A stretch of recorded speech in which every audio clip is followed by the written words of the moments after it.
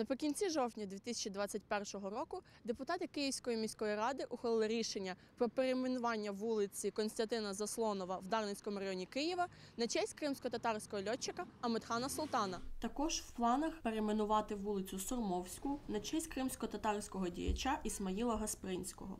Ми опитуємо просто жителів Києва, щоб зрозуміти, чи взагалі ви знали про цю ініціативу. Я так підтримую.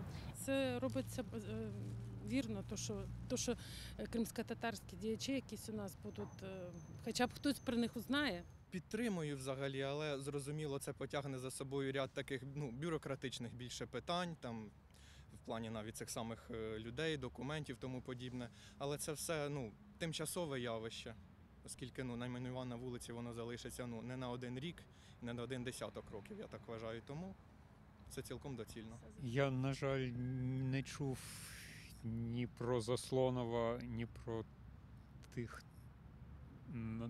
на честь кого намагаються змінити вулиці, але я думаю, що принаймні я довіряю цьому тренду про перейменування, бо просто так старі назви не прибирають. Перейменування вулиць на честь кримсько-татарських діячів є важливим кроком для інтеграції українського та кримсько-татарського народів, зазначив історик Андрій Іванець. По-перше, повертаємо ці імена в київську та в столичну топоніміку.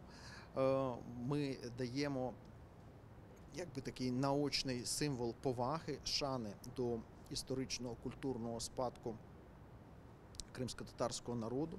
До того ж, це актуально особливо в умовах окупації Криму, адже сьогодні кримсько-татарський народ є дискримінованим.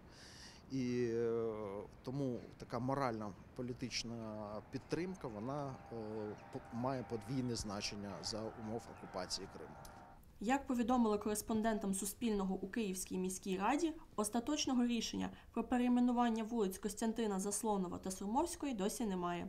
Дар'я Шерстюк, Максим Терещенко. Новини на Суспільному.